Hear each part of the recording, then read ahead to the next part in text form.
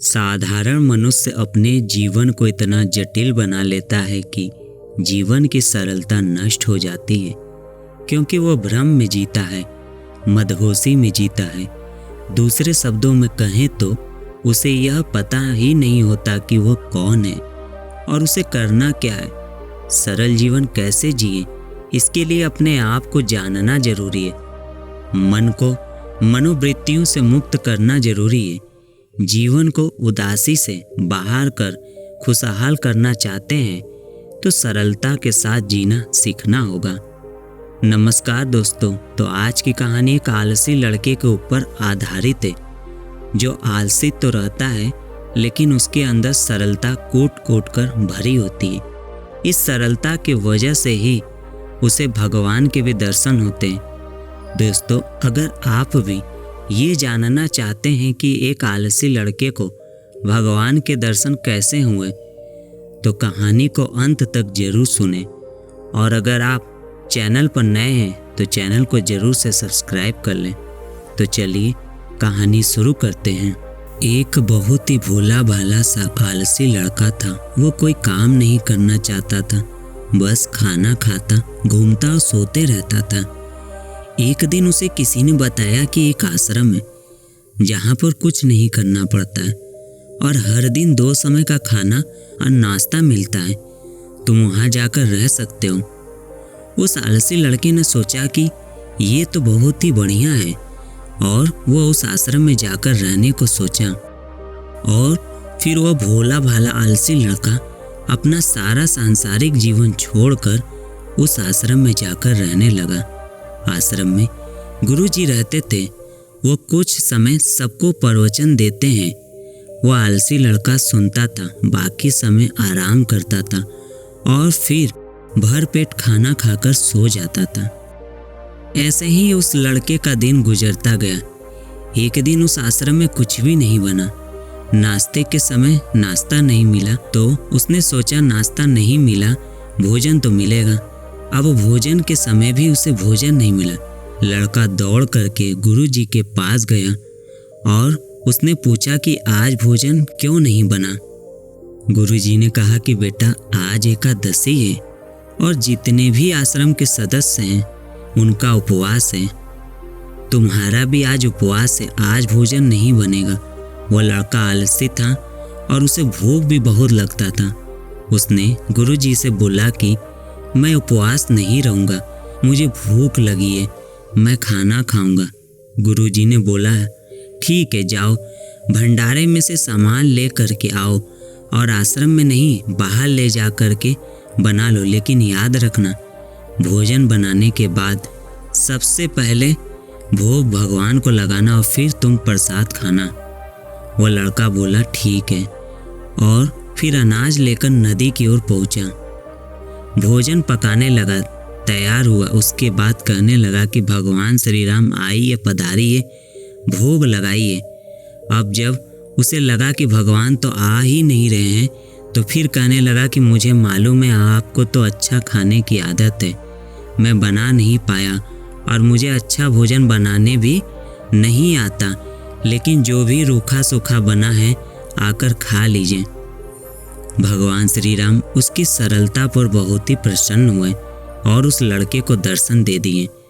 उसने देखा कि भगवान श्री राम आए हुए हैं और उनके साथ में माता सीता भी आई हुई हैं, लेकिन लड़के ने सिर्फ 2 लोगों के लिए ही भोजन बनाया था, एक अपने लिए और दूसरा भगवान के लिए। और अब क्योंकि भगवान के साथ माता सीता भी आई हुई थी तो उसने उस भोजन को माता सीता और भगवान के सामने ग्रहण करने के लिए रख दिया। भगवान श्री राम और माता सीता ने भोजन किया और उसके बाद जब वह जाने लगे तो यह भोला सा आलसी सा लड़का बोला कि प्रभु, आप आए, दर्शन दिए, बहुत अच्छा लगा।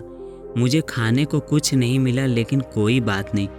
लेकिन आपसे एक विनती है कि अगली बार जब आप आएंगे तो कितने लोग आएंगे ये बता दीजिए, ताकि मैं उतने लोगों के लिए भोजन बनाकर रखा रहूं। भगवान श्री राम मन ही मन मुस्कुराए और फिर अंतर ध्यान हो गए। लड़का आश्रम गया। दिन बीतता गया और फिर एकादशी का दिन आया और इस बार उसने 3-4 लोगों के लिए अनाज लेकर के खाना बनाने के लिए नदी के किनारे पहुंचा और उसने बड़े प्रसन्नता से भोजन बनाया और इंतजार करने लगा कि प्रभु आइए और भोग लगाइए। इस बार लड़का देखता है कि भगवान श्री राम पूरा राम दरबार लेकर आए हैं, जैसे माता सीता, लक्ष्मण, भरत, हनुमान जी और सभी लोग आए। लड़के ने 3-4 लोगों का भोजन बनाया था। इस बार भी भोजन कम पड़ गया। लड़के ने निराश होकर भोजन को प्रभु के आगे रख दिया। उन्होंने भोजन किया और फिर चले गए और इस बार भी लड़का फिर से भूखा रह गया। अब लड़का फिर आश्रम गया। दिन बीतता गया और फिर एकादशी का दिन आया। इस बार गुरुजी से कहने लगा कि गुरुजी, मुझे इस बार थोड़ा ज़्यादा अनाज चाहिए। गुरुजी सोचने लगे कि ये इतना सारा अनाज का करता क्या है, कहीं इसे बेचता तो नहीं है। फिर उन्होंने कहा कि ठीक है, भूख से परेशान रहता है। लड़के ने कहा कि नहीं गुरुजी, मैं भूख से परेशान नहीं रहता हूँ। प्रभु के साथ बहुत लोग आते हैं, उनको भी तो भोजन कराना पड़ता है। गुरुजी को लगा कि लड़का पागल हो गया है, लेकिन गुरुजी ने सोचा कि चलो एक बार चल कर देखते ही है कि लड़का इस अनाज का करता क्या है। वह भोला सा लड़का अनाज लेकर के नदी के किनारे पहुंचा और इस बार भोजन बनाया नहीं। उसने सोचा कि प्रभु हर बार ज़्यादा लोगों को लेकर आते हैं, इस बार वो जितने भी आएंगे खुद बना करके भोग लगा लेंगे और फिर प्रेम से प्रभु को बुलाने लगा।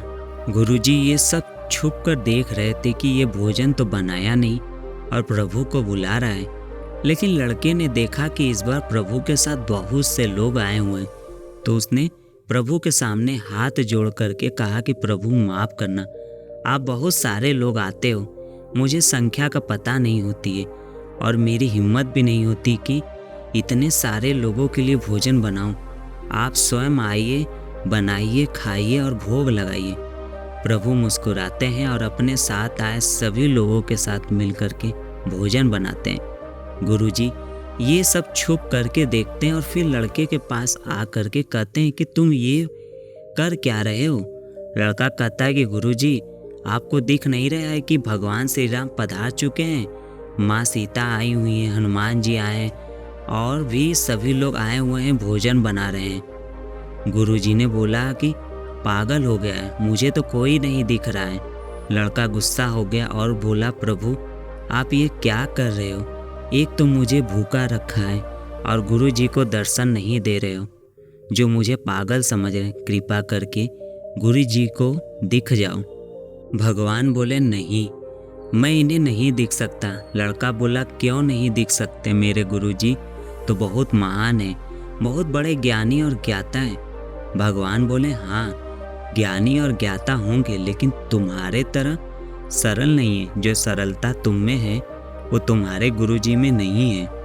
लड़के ने ये बात गुरुजी से कह दी कि भगवान श्री राम कह रहे हैं कि आप में सरलता नहीं है, आप मेरी तरह सरल नहीं है, इसलिए आपको नहीं दिख सकते।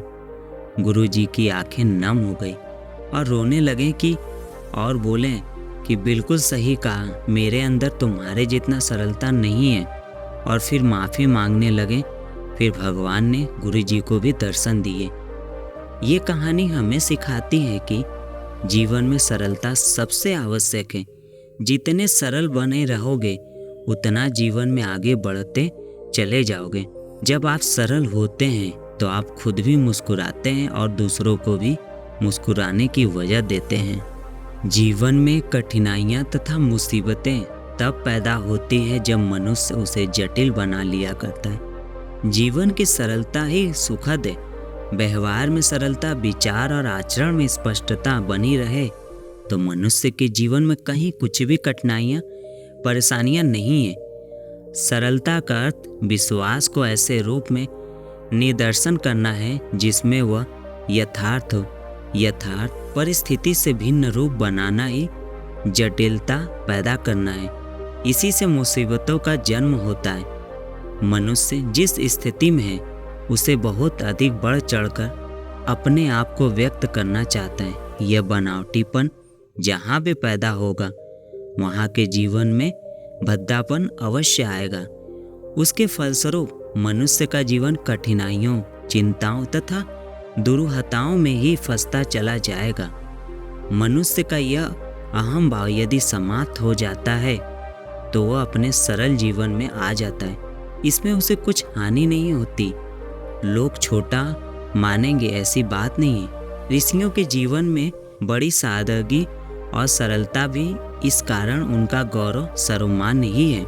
दरअसल बनावटीपन, सेखी खोरी तथा अहम भावना की निंदा की जाती है। नकली चेहरा लगाकर आने वालों पर ही संसार हंसता है। जिसके अंदर सार्वभौम यथार्थता निर्दोष बनकर प्रतिबिंबित होती है, उसका जीवन आदर्श एवं अनुकरणीय होता है।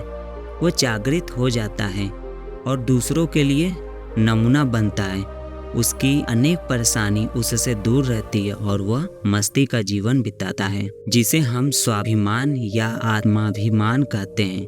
वह इसी जीवन का सरलता का परिणाम है। हम जिस स्थिति में हैं उसी में संतुष्ट रहें तो दूसरों के आगे न हाथ फैलाना पड़े न सहायता मांगनी पड़े। आध्यात्मिक प्रवृत्तियां केवल इसलिए जागृत नहीं होती क्योंकि लोगों को बाहरी बनावट से ही फुर्सत नहीं मिलती।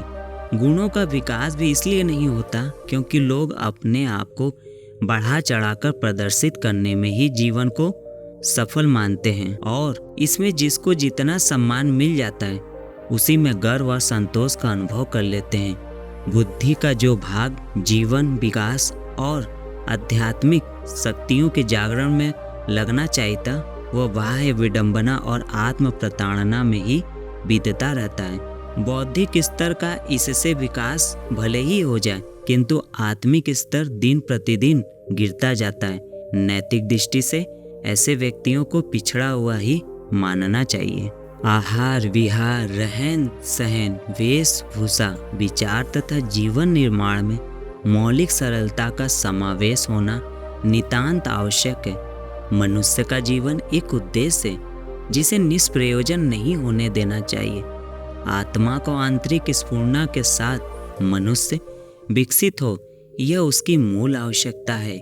उसके जीवन में स्नेह, प्रेम, आत्मीयता, दया, करुणा, उदारता तथा सहिष्णुता का आदान प्रदान बना रहे।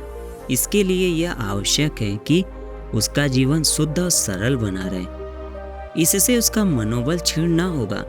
वह हतोत्साहित, परावलंबित तथा उदासीन न होगा। उसके जीवन में निरंतर एक ऐसी दैवी प्रतिमा का विकास होता रहेगा जिसकी समीपता में उसके उपरोक्त मानवीय गुण फलते फूलते तथा अभिसिंचित होते रहेंगे। जटिलता जीवन वृत्तियों को बाह्योपचार में लगती है। सरलता आत्मिक स्तर को, अंतःकरण को विशाल बनाती है। सत्य का व्यवहारिक स्वरूप सरलता है।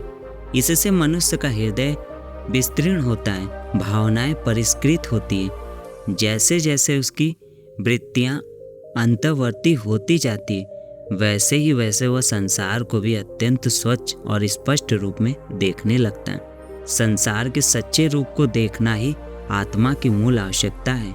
ईश्वर की आकांक्षा को कोई व्यक्ति भुलाकर सर्वव्याप्त सद्गुणों को ही अपने अंतर्गत अवगाहन करता रहे तो आस्तिकता की सारी आवश्यकताएं इसी से पूर्ण हो जाती है। मनुष्य के जीवन में सब मिथ्या अहंकार तथा खोखलापन आता है, तभी वह सत्य की वास्तविकता से विभ्रम होता है और नास्तिकता के कूट चक्र में फंसकर जीवन को कठिन बना डालता है।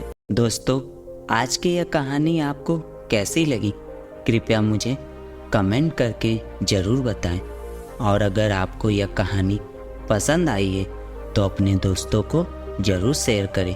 इसी तरह की मोटिवेशनल कहानियों के लिए हमारे चैनल को ज़रूर सब्सक्राइब कर लें। अपना बहुमूल्य समय देने के लिए धन्यवाद।